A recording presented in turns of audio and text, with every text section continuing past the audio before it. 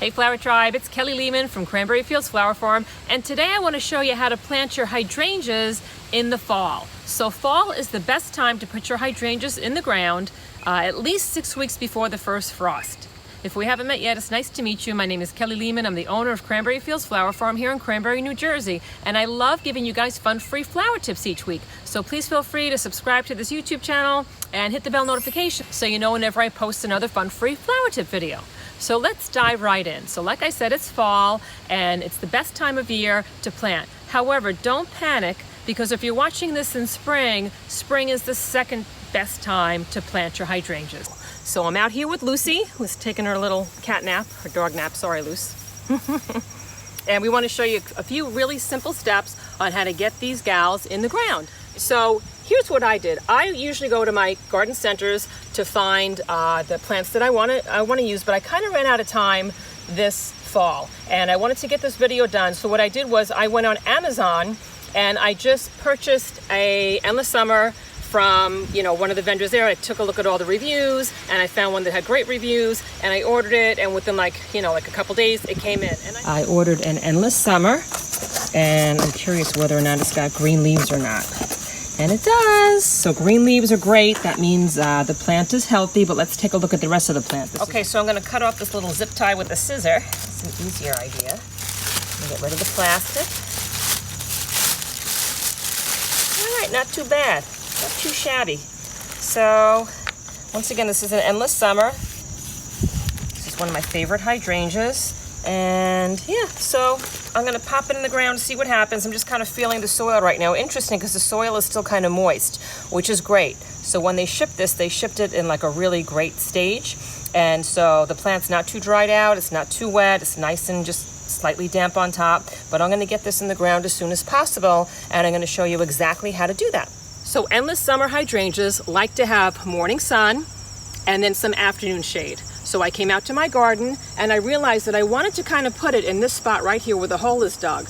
But what I had noticed earlier today is that the plants in back of it cast a lot of shade. And these plants just get completely overgrown every single year, and I've been wanting to prune them back. So what I did was I gave them a good haircut and I kind of left some wide open space open for the sun to shine through.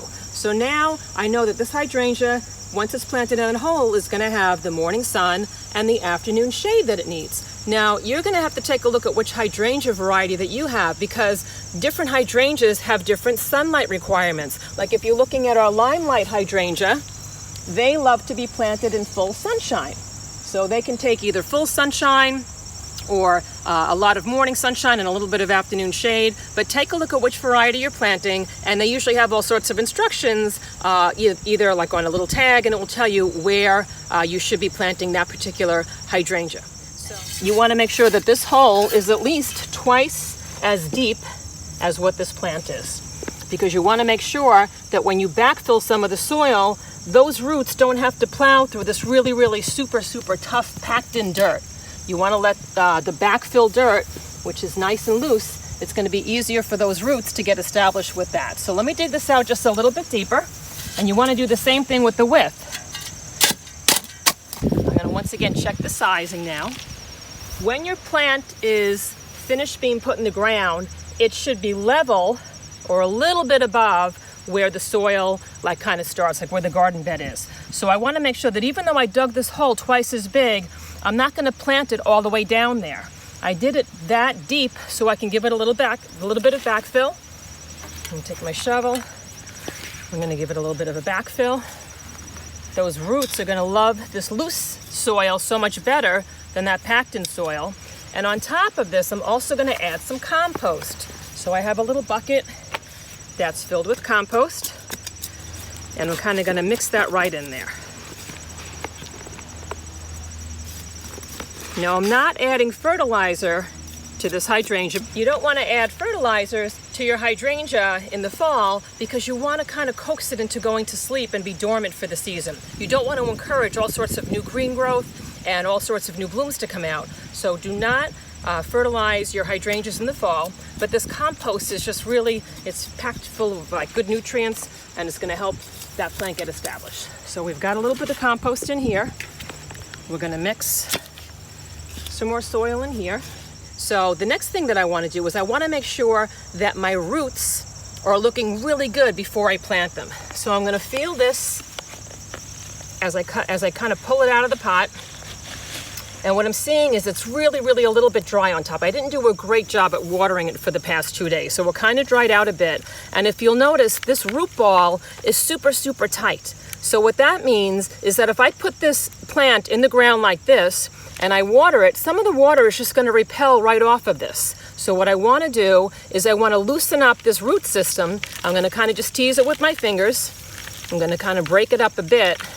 So now I know that when I'm watering, that water is actually going to get inside the plant. I'm going to do the same thing with the top, because sometimes these get so dry when you buy them from the garden centers that water can't actually get to where the plant needs to suck it up. So keep that in mind. You don't want to do it too much. You don't want to put the plant into stress, but you want to kind of tease that root ball. You want to tease the top, make sure that that water can get into where it needs to be, and tease the bottom.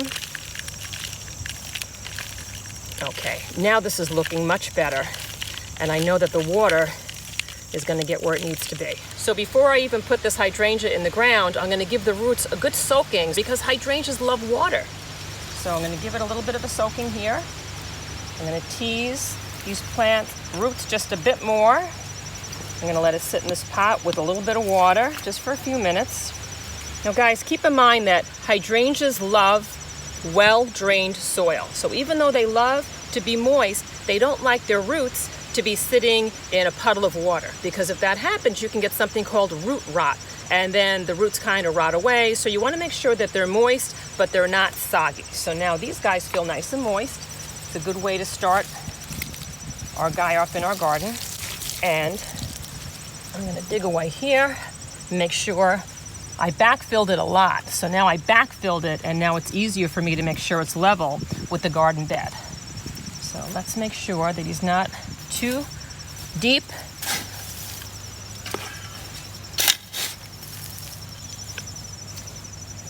It's also important that when you're looking at your hydrangeas, sometimes hydrangeas have a better side. So sometimes they're a little beat up and a little scraggly on one side. You want to make sure your hydrangea has its best face looking forward if you're only going to see it from one part of your garden.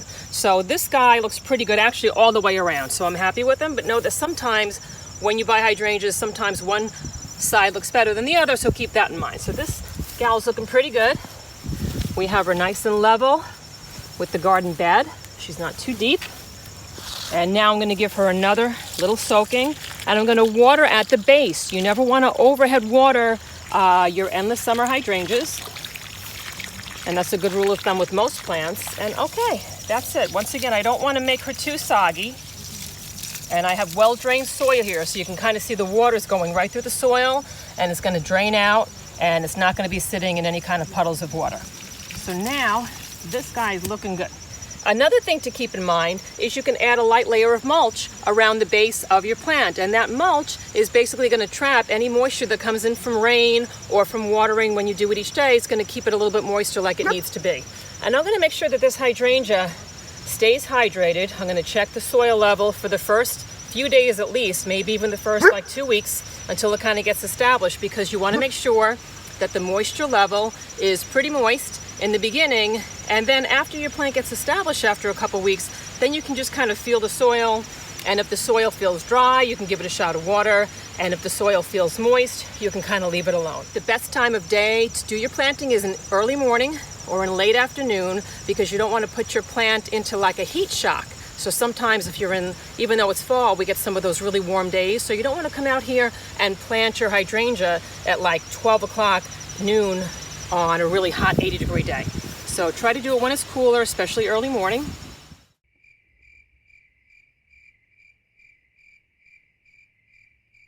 So be patient with your hydrangeas. You may not get blooms that first spring after you put them in.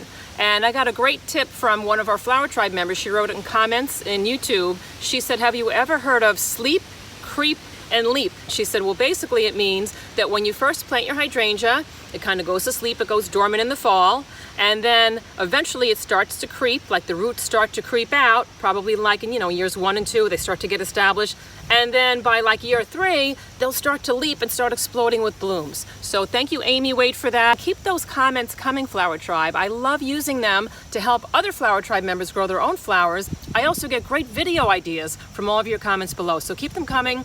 And please be patient with me. I can't always get to the answers right away, but eventually I try to answer all the comments. So thank you so much for joining us in this video, and know that I'm going to put a link to that Amazon shop page below. And please let us know where you're viewing this from in this great big beautiful world. I love to see how our Flower Tribe is growing around the globe each week. And please also come say hello to us over on Instagram on our Cranbury Fields page.